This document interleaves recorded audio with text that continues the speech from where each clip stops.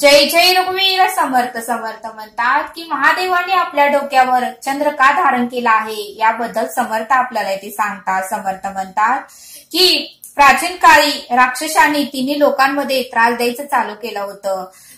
सर्व देवांना तो त्रास देऊ लागला होता राक्षस। त्यामुळे सर्व देवदेवता नर नारी यांना त्या राक्षसाचा त्रास असाही होऊ लागला, सहन होईना आणि स्वर्गाचा राजा इंद्रही भयभीत झाला। राक्षसाचा त्रास असह्य झाल्याने सर्व देवदेवता सर्व ऋषी जगाचा पालनहार देव विष्णूपर्यंत पोहोचले आणि सर्वांनी भगवान विष्णूंना राक्षसाच्या त्रासाबद्दल सर्व काही सांगितलं।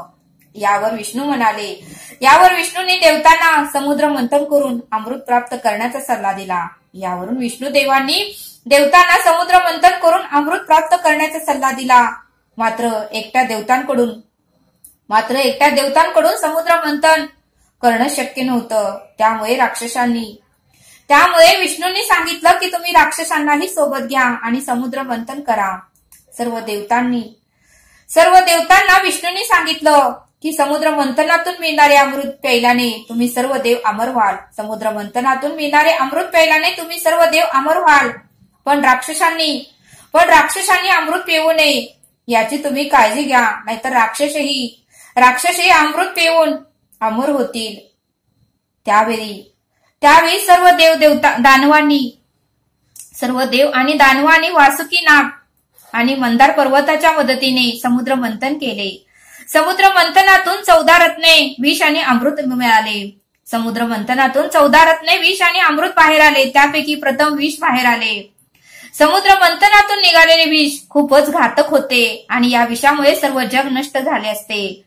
समुद्र मंथनातून हे घातक विष बाहेर आल्यावर समर्थ म्हणतात की समुद्र मंथनातून हे घातक विष बाहेर आल्यावर देव आणि दानवांमध्ये गोंधळ उडाला की हे विष कोण घेणार। त्यावेळेस महादेवानी तिन्ही लोकांच्या रक्षणासाठी ते विष प्रशांत केले आणि विष प्रशांत केल्याने महादेवाच्या घशात जळजळ होऊ लागली। विष प्रशांत केल्याने महादेवाच्या घशामध्ये जळजळ होऊ लागली। त्यांचे शरीर तापू लागले हे पाहून मात्र देवी देवता व्याकुळ झाले। त्यांचे शरीर तापू लागले हे पाहून मात्र देवी देवता व्याकुळ झाले। महादेवाला या वेदनेपासून आराम मिळावा म्हणून देवतांनी महादेवाला चंद्राला डोक्यावर धारण करण्याचा सल्ला दिला। म्हणून सर्व देवतांनी महादेवाला चंद्राला डोक्यावर धारण करण्याचा सल्ला दिला। आणि चंद्र हे शीतलता देते, म्हणूनच महादेवानी डोक्यावर चंद्र धारण केला आहे असं समर्थ आपल्याला इथे सांगतात। समर्थ म्हणतात की दुसरी एक कथा आहे। चंद्राची पत्नी 27 नक्षत्र कन्या आहेत, त्यापैकी रोहिणी त्यांच्या जवळची। चंद्र हा रोहिणीला सर्वात जास्त जीव लावत होता, म्हणून बाकी दुःखी झालेल्या बाकीच्या चंद्राच्या पत्नी त्यांना दुःख होऊ लागलं, म्हणून बाकीच्या चंद्राच्या पत्नी वडील प्रजापती दक्ष यांच्याकडे चंद्राची तक्रार करण्यासाठी गेल्या। तेव्हा प्रजापती दक्षाने चंद्राला कुष्ठरोगाचा शाप दिला। प्रजापती दक्षाने चंद्राला कुष्ठरोग होईल असा शाप दिला आणि यामुळे चंद्राचे टप्पे मात्र कमकुवत होऊ लागले। आणि चंद्राची ही दशा पाहून नारद मुनींनी चंद्राला महादेवाची उपासना करण्याचा सल्ला दिला। त्यावेळेस चंद्रानेही घोर तपश्चर्या केली, कठोर तपश्चर्या केली आणि उपासनाही चालू केली। आणि चंद्राच्या या तपश्चर्याने उपासनेने महादेवही त्याला प्रसन्न झाले आणि महादेवाच्या कृपेने पौर्णिमेच्या दिवशी चंद्र पूर्ण रूपात प्रकट झाला आणि तो कुष्ठरोगापासून मुक्ती त्याला मिळाली आणि सर्व संकटापासून चंद्राला मुक्ती मिळाली। आणि हे सर्व संकटापासून मुक्ती मिळाल्याने चंद्राने महादेवाला विनंती केली। या सर्व संकटापासून महादेवाने चंद्राची मुक्ती केल्याने चंद्रानेही महादेवाला विनंती केली की त्यांनी आपल्याला त्यांच्या डोक्यावर धारण करावे।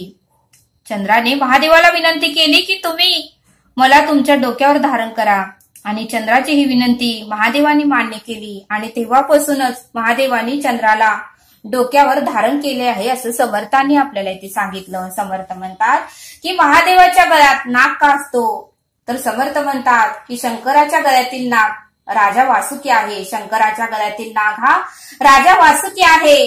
राजा वासुकी हा महादेवाचा परमभक्त होता।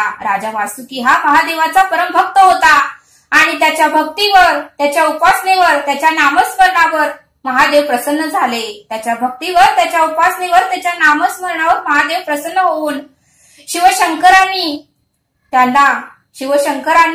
त्याला नेहमी आपल्या गळ्यात अलंकार म्हणून घालण्याचे वरदान दिले.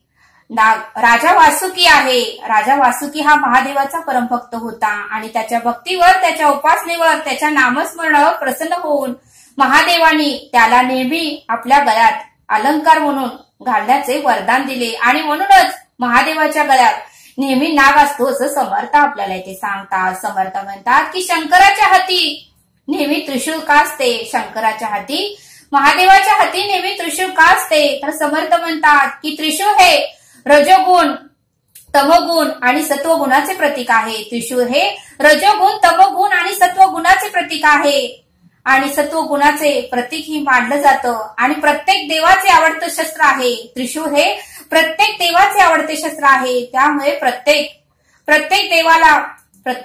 देवाकडे आपण पाहिलं तर त्रिशूळ हे दिसतंच. प्रत्येक देवाचे हे आवडतं शस्त्र आहे. त्याचप्रमाणे महादेवाचेही त्रिशूळ हे आवडतं शस्त्र आहे असं समर्थ आपल्याला इथे सांगतात. आणि म्हणून समर्थ म्हणतात की या त्रिशूळासमोर विश्वाची कोणतीही शक्ती अस्तित्वात नाही. या त्रिशूळासमोर विश्वाची कोणतीही शक्ती अस्तित्वात नाही आणि म्हणूनच महादेवानी आपल्या हाती त्रिशूळ धारण केलं आहे. त्रिशूळ हे रजोगुण, तमोगुण आणि सत्वगुणाचे प्रतीक मानलं जातं असं समर्थांनी आपल्याला इथे सांगितलं. समर्थ म्हणतात की शंकराच्या हाती नेहमी डमरू का असतो? समर्थ म्हणतात की शंकराच्या हाती नेहमी डमरू का असतो? तर समर्थ म्हणतात की ज्यावेळी विश्वाची निर्मिती झाली, ज्यावेळी या विश्वाची निर्मिती झाली त्यावेळी विद्येची आणि संगीताची देवी सरस्वती ही अवतरली. त्यावेळी विद्येची आणि संगीताची देवी सरस्वती ही अवतरली. परंतु तिच्या वाणीतून जो स्वर येत होता बाहेर, येत होता, आवाज बाहेर येत होता, त्यामध्ये मात्र संगीत नव्हते. त्यावेळी मात्र महादेवानी 14 वेळा डमरू वाजवला.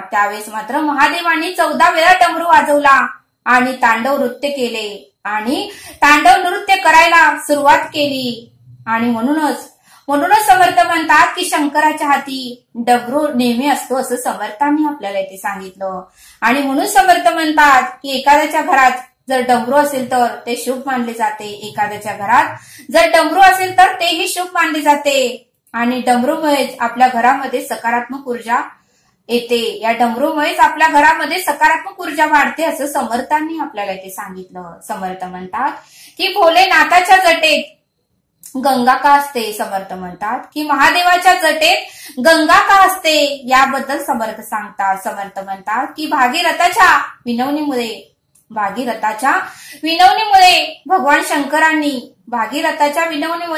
शंकरांनी स्वर्गातल्या गंगेला पृथ्वीवर जाण्यास परवानगी दिली. भागीरथाच्या विनवणीमुळे भगवान शंकरांनी स्वर्गातल्या गंगेला पृथ्वीवर जाण्यास परवानगी दिली.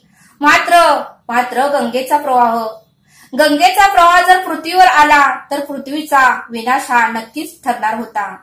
हा गंगेचा प्रवाह जर पृथ्वीवर आला तर या पृथ्वीचा विनाश हा नक्कीच ठरणारा होता. आणि म्हणूनच महादेवांनी या पृथ्वीचा विनाश होऊ नये म्हणूनच महादेवांनी आपल्या जटेतून गंगेला वाहू दिले. म्हणूनच महादेवांनी गंगेला आपल्या जटातून वाहू दिले. या पृथ्वीचा विनाश होऊ नये म्हणूनच महादेवांनी गंगेला आपल्या जटातून वाहू दिले. आणि मग गंगा पृथ्वीवर अवतरली. आणि म्हणूनच समर्थ म्हणतात की भोलेनाथाच्या जटेत गंगा असते. म्हणूनच समर्थ म्हणतात की महादेवाच्या जटामध्ये म्हणूनच गंगा असते असं समर्थांनी आपल्याला इथे सांगितलं. आणि म्हणूनच समर्थ म्हणतात की महादेवानी चंद्र आपल्या डोक्यावर धारण केला आहे आणि शंकराच्या गळ्यात नागही असतो. आणि म्हणूनच महादेवाच्या हाती त्रिशूळही असतो. आणि म्हणूनच शंकराच्या हाती डमरूही असतो. आणि म्हणून समर्थ म्हणतात की शंकराने म्हणजेच महादेवाने, भोलेनाथाने आपल्या जटेत ही गंगा असते असं समर्थांनी आपल्याला इथे सांगितलं. तरी आता आपण येथेच थांबूया. धन्यवाद. जय सद्गुरू.